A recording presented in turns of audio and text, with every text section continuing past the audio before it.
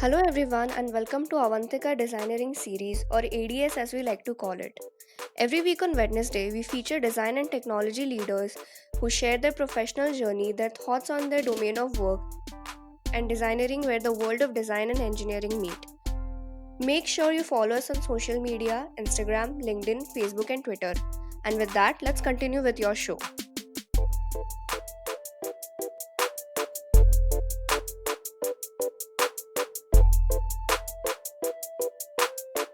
User experience is one of the most significant part of any product or service.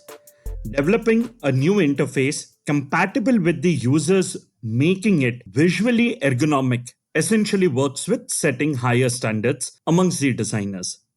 In the era where a lot of focus is shifting to technological marketing, the analysis of certain challenges and overcoming it through different processes makes a huge impact on the industrial scale.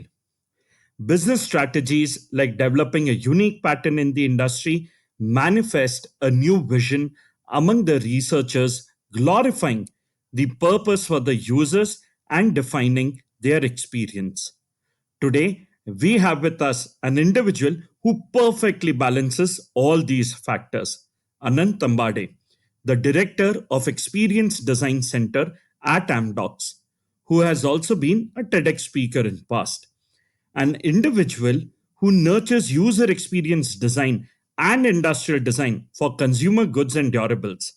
He talks about his journey on how practicing empathy has helped him provide insights regarding user behavior and preferences to build a seamless experience for the users, making it compatible for multiple channels.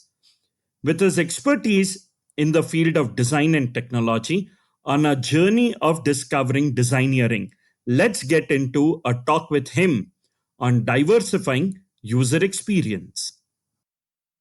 Welcome, Anand, to Avantika Designeering podcast series. We thank you so much for joining us on our show today. Thanks, Rohit.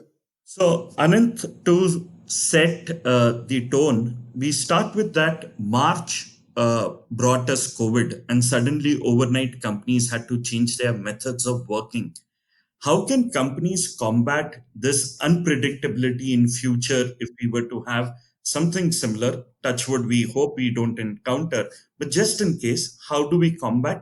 And do you think there can be a system created to prime companies to adapt to such a situation? One of the important lessons learned in this situation is whatever leadership style you had yesterday needs to change quickly. You need to reinforce the trust and confidence of your employees as well as customers.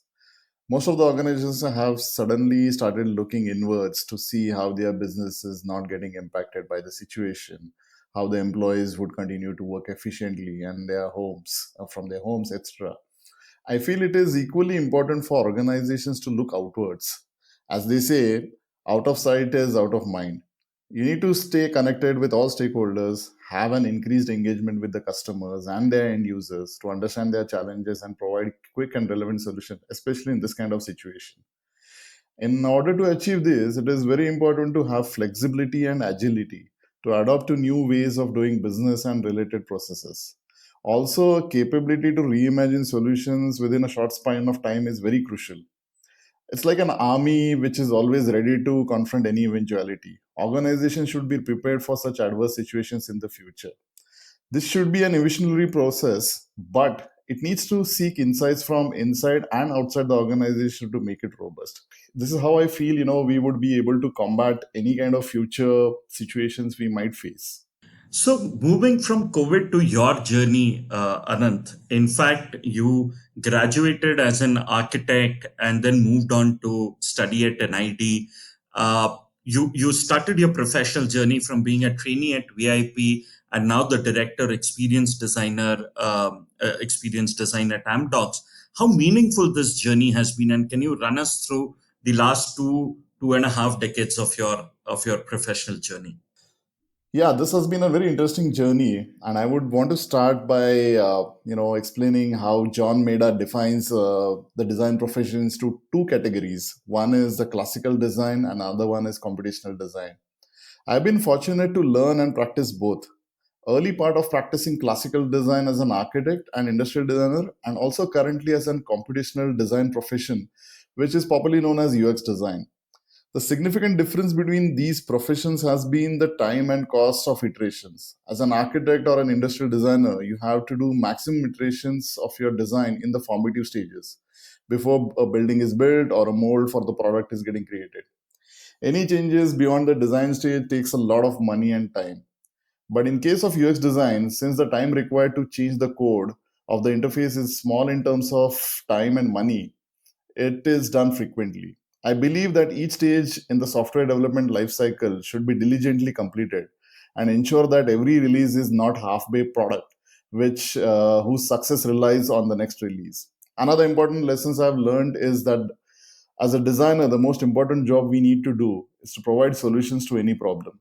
To do this successfully, one needs to start by asking the question why at all stages of design, right from the design brief to the user research and usability testing. Unless you have uncovered the real problem of the users or the business, your solutions will never be relevant or successful. This all these learnings have been significant throughout the last 2.5 decades for me, and I do continue to explore these domains to their depths as well as to the width. And I believe that, from the profession as an architect to the profession of a UX designer, I do impact lives of people through my designs as well as the solutions we provide. As an UX designer, you get the capability to solve issues for millions of users, as compared probably to an architect who would sound you solve it for thousands of users. So this is quite a huge responsibility, and which is I'm enjoying being for the last 2 decades. So, Anand, there's a very interesting question that comes, and especially something that you've also been doing. You've been a TEDx speaker also. So, while our country is moving into a different phase in the pandemic, we see multitudes of speaker events and podcasts like ours as well. What is the future of speaker events in the post COVID world, according to you? I must say that the future is definitely bright, as this is the best mode of sharing knowledge to the whole world. It started a decade back with TED Talks, and the tremendous success of this concept has led to multiple platforms which allow people to connect and share ideas. I think the key to the success of future speaker events is the quality of content and production. Another important aspect to consider in online events is the possibility to allow interaction of the audience with the speakers. I see that people ask more questions online than in a face-to-face situation. This is a very important aspect to gain insights and knowledge about a particular subject. One important indicator of effectiveness of consumption of content online is the trend of recording physical events and providing the audience of the same on the portals which are being created for these events, the physical events which happen usually. Attending a conference or listening to a podcast is reading. It's like reading a book for the first time, but with a podcast, you get a chance to add this book to your library, as it will always be available for future reference. Hence, I say and similar online events are here for a long haul, and we should maximize its benefits and the kind of usage which is being done by people by offering multiple subjects and a spectrum of topics which people would want to hear about and want to discuss about. I'm sure this is going to continue and is going to increase a lot in the coming few years. Wow, that's really an interesting take of how you look at podcasts and how you draw parallels with books. So that's interesting. Moving from your journey to your workplace, which is at Amdocs you have a 90 plus team members in the Amdocs Experience Design Center. And the beauty was that in the last 2.5 months, all of you kept following the processes and managed your work even during the challenging pandemic times. How do you manage to conduct user research from home? Exactly. So it's definitely been a challenging situation to start with, but I believe that tools are the key when we are working remotely across the globe. For communication and conferencing, we have leveraged Skype and Zoom. Also, Microsoft Teams has helped us integrate multiple project activities in one application. Actually, we at Amdocs use user Zoom to conduct remote surveys and usability tests. This is quite an effective tool when we would want to, conduct usability tests which are across geographies. Like sitting in India, you would want to do a usability test for a particular software which is being designed for UK. It is definitely possible to, do that from your, the comfort of your home by recruiting people from that location and making sure that you get the test results as quickly as possible. So yes, online usability testing tools are definitely of a huge importance and usefulness. On the other hand, in the recent times we also used Miro, which is an online whiteboarding tool. It was effectively used for conducting brainstorming and data gathering sessions.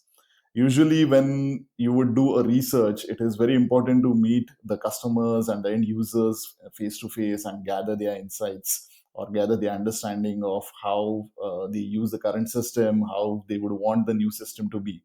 But in absence of this, face to face interaction, a whiteboarding tool helps you a lot because it allows each of the participants to express their ideas or brainstorm on their issues which they have, or kind of rather brainstorm on the solutions which they feel would help them. We have started using Envision's freehand for conducting similar sessions. It provides a similar capability like Miro. The key to effectively conduct user research remotely is to do meticulous planning, communicate accurately, and maximize the use of different tools to achieve the best results. Unless you have done all these three things, it is very difficult to achieve the best of the results. Of course, one thing we do miss is, the capability to observe the environment in which a user is, conducting his daily tasks. So this is something which we miss, but otherwise we've been successfully been able to capture all the tasks which a user is doing, all the pain points he or she would be facing in their usual day-to-day activities. So it's been an interesting journey, but yes, as I said, tools have been very important, and we have leveraged them to the maximum to ensure that we do the research in the most effective way. Yeah, I'm sure in the last 2 months, I think all of us at our workplace, we've discovered various tools, various forms of engagement with all sorts of stakeholders, whether it's been customers, whether it's been team members, employees. And I think it's an exciting change, out there, including the fact that now our kids study online through iPads and tablets while sitting at home. Absolutely. Yeah, it's been a revelation that, the way which we have been able to explore the possibilities, it's amazing. Having been such a big part in setting up the Experience Design Center, or as all of you call it, XDC at Amdocs, how was it to creating experiences in the last few years? Where do you see the field going in the next few years as well? Experience design practice at Amdocs is now more than a decade old. In India, we started 5 years ago. The whole experience has been a great learning from various perspectives. Right from recruiting the best talent from the industry to establish a mature UX design process and embedding it into the engineering practices of the organization, which is usually a challenge. One of the biggest milestone for the team has been establishment of the design thinking methodology by the top management in every design and development activity of the organization. So when there is a buy-in at the top and a methodology like design thinking, if it is driven from top to down, it helps a lot to improve the institutionalization of design processes within the organization. In the past few years, the team has worked on multiple projects for clients across the world. This provides us a unique opportunity to gain significant insights on user behaviors and preferences across different geographies. We have observed that these differences are not only attributed to strategic business decisions, but also exist because of the socio-economic situation and cultural practices. Amdocs being primarily a software company which creates solutions for the telecom industry, we've seen that the business practices as well as the user usage patterns of these solutions differ a lot between geographies. If you see North America, which prefers postpaid subscriptions for a telecom subscription, versus Asia Pacific regions preferring, prepaid subscriptions. These differences are owed to the socioeconomic situations of these regions, and understanding these differences has been a big learning for us. As a team, we see businesses leveraging design to the maximum for B2C as well as B2B applications. Also, design will play a crucial role in the success of business strategies and will start by its participation at concept stage of such strategies. We are seeing that, not only that design is being participating at the stage of execution of a design, a business strategy, but we are being called to the table when the business strategy itself is being made. So I see the future is really bright for design teams, where we don't have to fight to explain our importance or explain the benefits of having a design team and the design process, but it's already proven and people have already seen the benefits, and it's much more than that now that we need to deliver in terms of our capabilities. Anant, while we are in a nascent stage of experience design in our country, we are creating experiences along with pre existing services. What do you think is the next step in commoditizing experiences? See, today there is a wide awareness on quality of experiences being key to the success of a product or a service.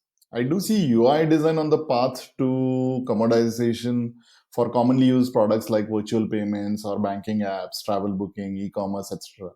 But the experience design still will create a differential for the business, as it will not only impact the UI of the interface or the interface part of the product or service, but the entire set of user journeys which together form an experience. I see artificial intelligence, which is popularly called as AI, playing an important role in realizing the roadmap of commoditization of UI design. You will have, like, the moment you have conceptualized wireframes, you can have the AI coming up with multiple variations of visualization for the graphics of such wireframes. This is already being seen in some tools where it's easy. You can sketch a wireframe and then it converts it into a graphic design. So it's already on that path. I also see certain advantages in improving the intuitiveness of interfaces, which is fueled by commoditization. It adds in building unique mental models of users towards usage of UI patterns specific to certain products. Like, you will see that how a payment application like Paytm has become so popular and so easy for people to use. People have a very flat learning curve for such applications. So it started with Paytm. Now we have Google Pay and many more such applications coming up. So right from a person who is a novice user to an expert user, it's very easy for them to learn and start using these applications. It's just because they have got so used to these patterns. As an example, you will see that people are also able to breeze through checkout processes of an e-commerce site if it fits well with the well-established UI patterns. People know that what is the next step which is going to be there when I'm checking out. Yeah, I'm supposed to enter the address. I'm supposed to pay my the amount, and then I'm supposed to just go ahead and choose my delivery address, and so on and so forth. On or the increased speed of reordering your last order, like you will see a lot of people ordering food from online platforms like Zomato and Swiggy. So the capability in these designs to allow people to reorder. So these are, I'll say, kind of design patterns which are getting commoditized, and this will continue as a trend. But as I said, the differential is going to be for the whole experience. So when it's experience, not just about the interface, it's about the whole experience of not only seeing what you're ordering or how your order is getting delivered to you, but it's actually getting the quality of the right food, or getting the food on time. So these are part of experiences which have to be considered by businesses to be delivered to the end users. So, Anant, with the example that you just mentioned right now about digital payments and the entire process, one thing that comes to my mind is, does over analyzing ever cause issues in creating experiences? I mean, with so much excessive research that all of you do, does it confuse or deter the path towards a solution?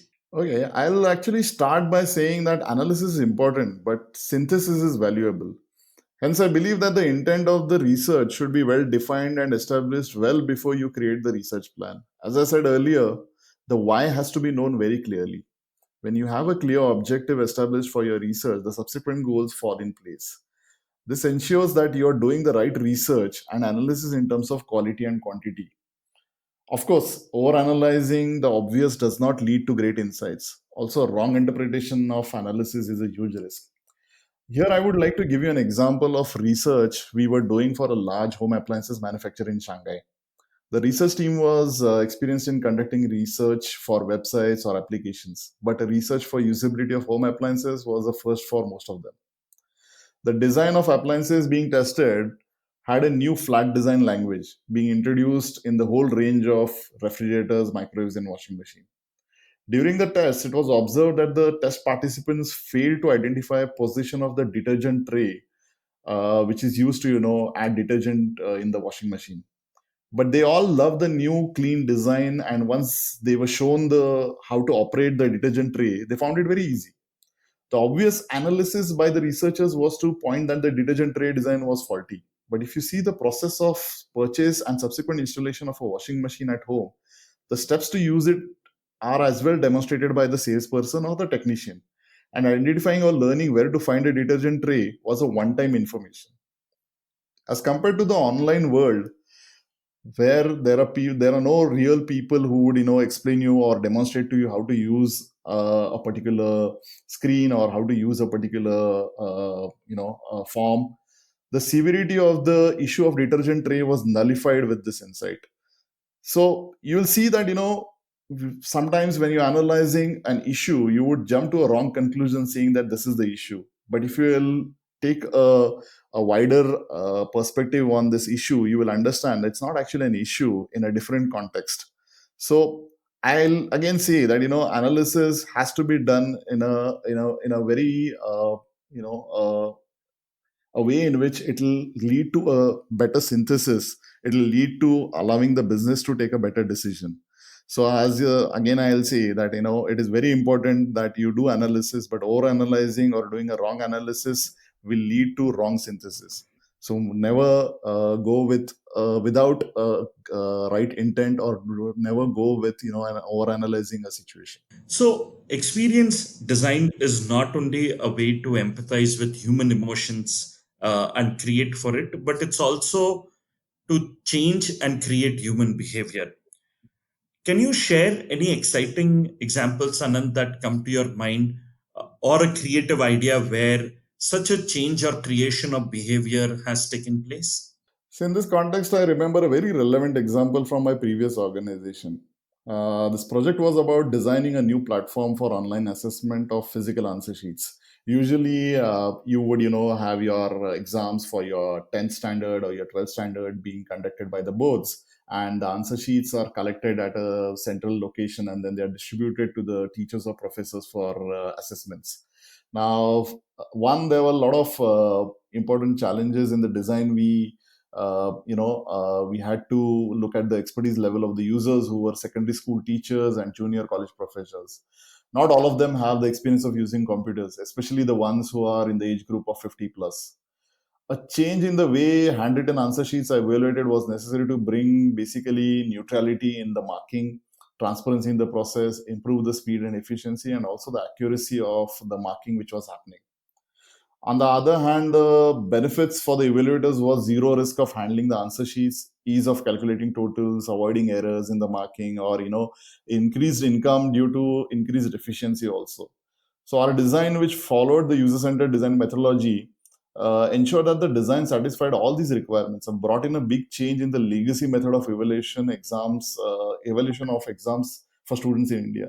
Some teachers who had never used a computer in their lifetime were able to use this application easily in a matter of hours. One of the key elements in the success of this design was to ensure a match for the user between the real world and the digital interface. We were able to do this through a continuous evaluation of our designs by conducting a usability tests in every phase of our designs. The feedback which we got from the users was taken to improve the designs, and this allowed us to bring in a big change that from evaluating physical answer sheets, the teachers are now able to evaluate these answer sheets through an online interface. It not only improved the efficiency at the user level, but also improved the efficiency of the whole process. The amount of time which was being taken to complete the assessments reduced drastically, and it brought in benefits for the students also, because even if you had to submit a reassessment request, it was done in a very short span of time. It could They could also provide easy information about for which questions or what kind of marks the student had got. So these are things which were like, big benefits for every stakeholder in the whole system. So I see that, a design can bring many changes to various stakeholders, which will benefit to change the whole system. That's so relevant example to my ecosystem and what we keep doing at Avantika University. And it's interesting to hear the entire perspective from that. I would like to take another example from you. I've heard this term hyper intuitive user experience design, which builds human connections with its target audience. Can you tell us something about it and an example connected with this? Actually, it's funny. I feel there is no design which can be called hyper intuitive. I believe a design is either intuitive or non intuitive. Again, but there is a noticeable difference in the way we are used to interfaces or affordances of common objects we see around us. You see the design of a hammer, a pencil, or door handle, or a chair. It's super easy to understand, and it effectively takes into consideration the product semantics, which is necessarily the understanding of symbolic quality of man-made forms in the context of their usage and application. Also, you will notice that the number of functions supported by these objects are minimal. Most of the digital products we design today are loaded with features and functionalities. I believe the higher the number of functions, the lower is its usability. My favorite example of intuitive interface is Netflix. This product comes with minimal functions and delivers a consistent and qualitative experience to the end users. The high focus on user of this service is seen in the statement by the CEO, Reed Hastings. He says that what is the biggest competitor for Netflix? He says it is sleep. So you understand that they have a very sharp focus on what the user needs are, and accordingly deliver only for those user needs. We face a big challenge of feature creep in most of the products which are being designed and developed. There are features which are getting added month over month. If we try to analyze that why a feature is needed first, rather than designing how this feature is going to be, it will allow us to make the products better than just making more and more features on those products. So I feel that the intuitivity, again, I'll say, is totally dependent on the number of functionalities and features you have versus what the number of function features are actually needed. So, Anant, with technologies becoming more and more pervasive, purposefully designing our every experience is becoming increasingly very common. So, to which extent does our culture impact our design practices?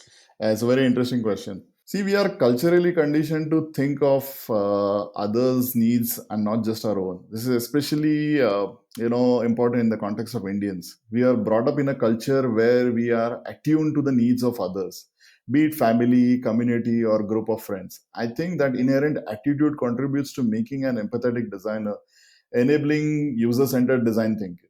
An excellent example is how we plan the food menu for a marriage. If there is a marriage in the family, there is a considerable planning which goes into what kind of menu is going to be served in the marriage. So we have consideration for different groups of people who will be attending this marriage. In case there are people who might be observing a fast on that day, a separate set of dishes would be cooked for them. This is the most important capability as a UX designer, which is important to understand, what are the needs of other people, how do you empathize with their needs and make sure that it is catered to through your design. Another interesting aspect while we are talking about technology is the multi platform integration, which is a trending buzzword in the industry. Voice user interface, a tactile interface, and many more such examples are forming intuitive user experience design, especially how they are embedded in the product functionality. How can a company ensure a seamless experience between all these interfaces, Anand?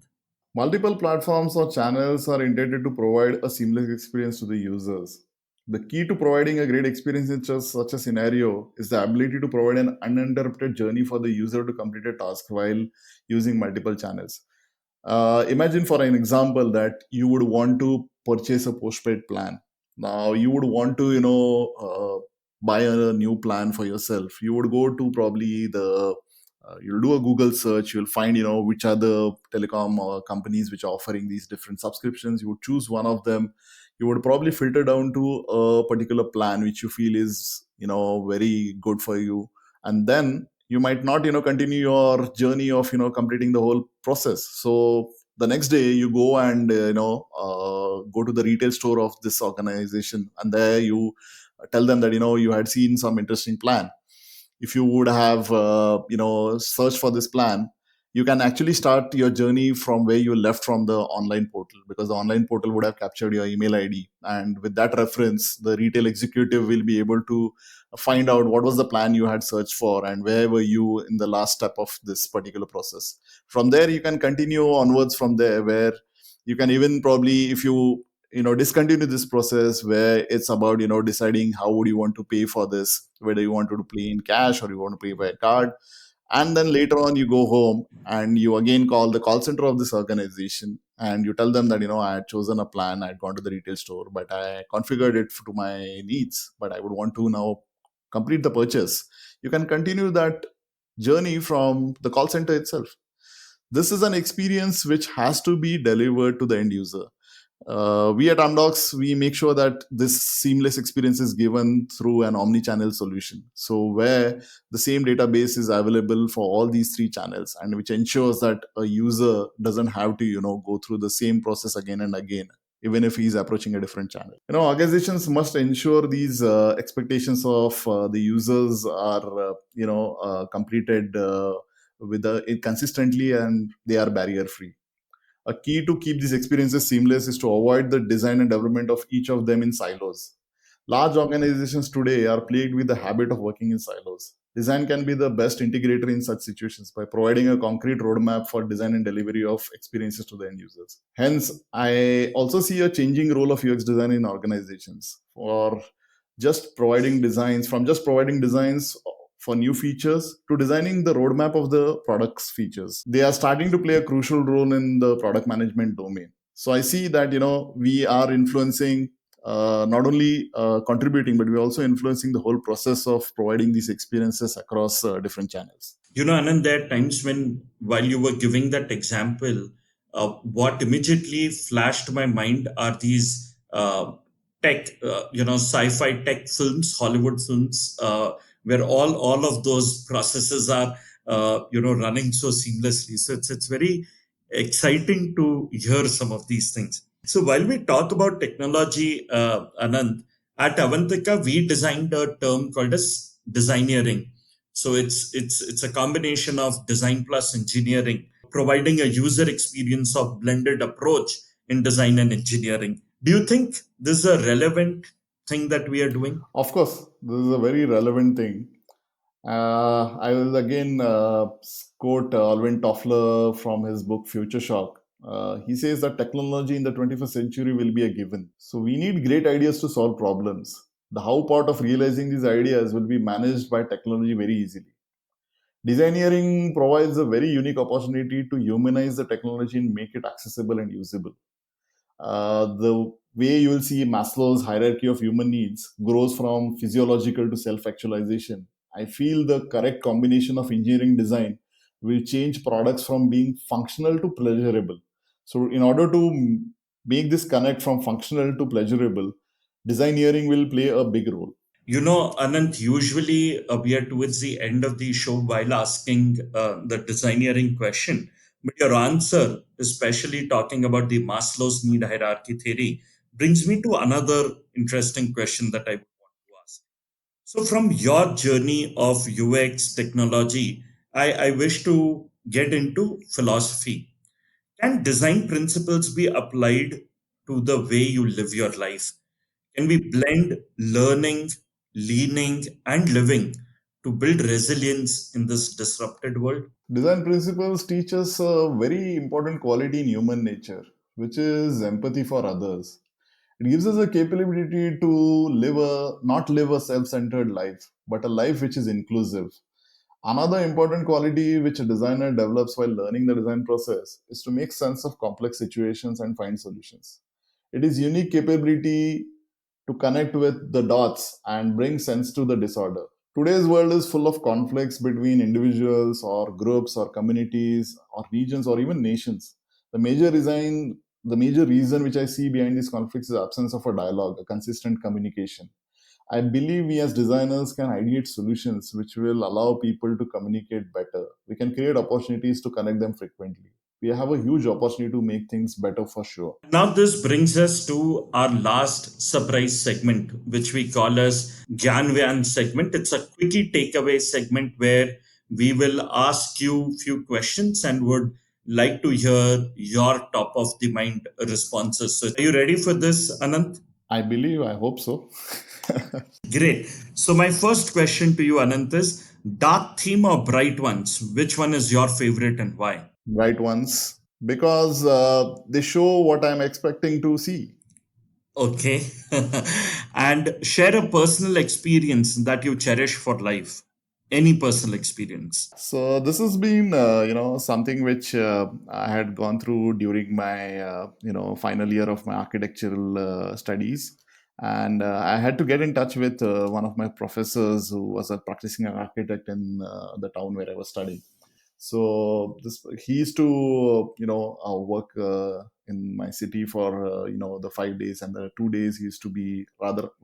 Half of the week he used to be in Bombay, and half of the week he used to be in Nasik where I used to study. For me to take him as my guide for my final year thesis, I had to, meet him, but I couldn't meet him, and there was a deadline from the college to, submit the the name of my, guide who would be guiding me through the thesis.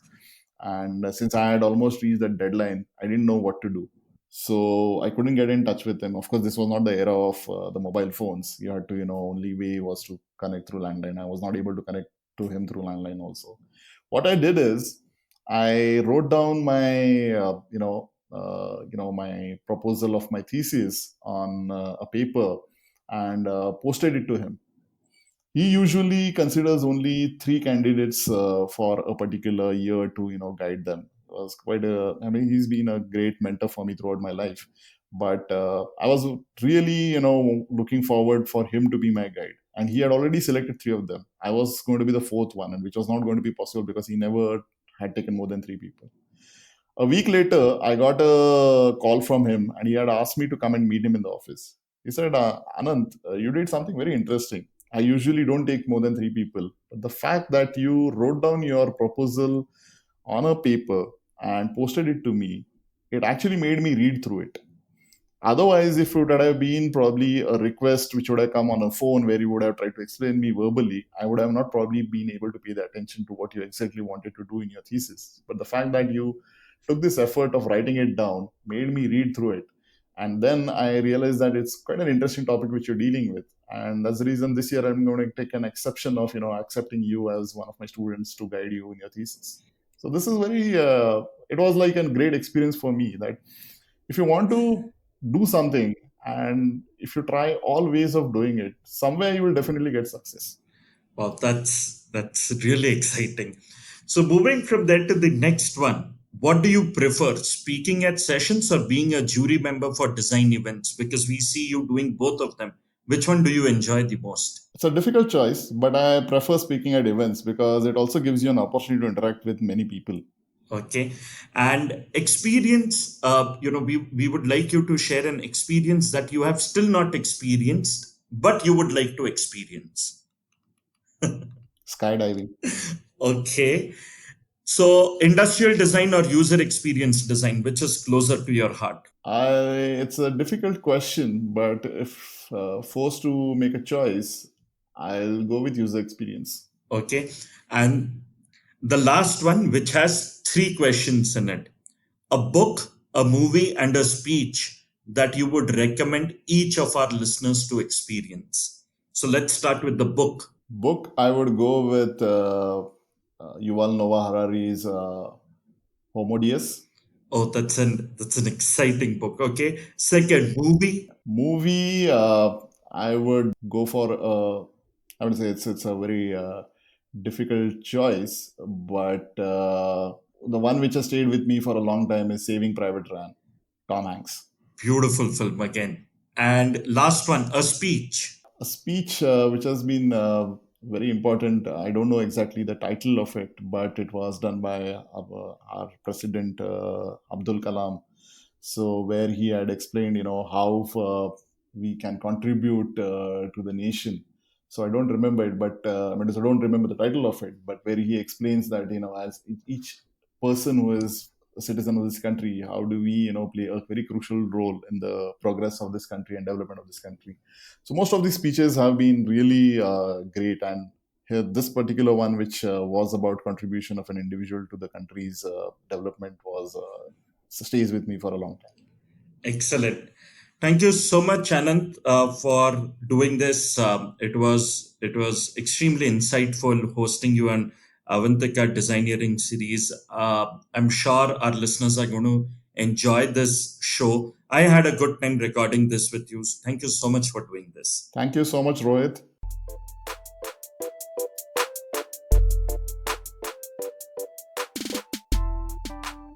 Hey there, we hope you enjoyed our show. Do write to us on ads@avantika.edu.in.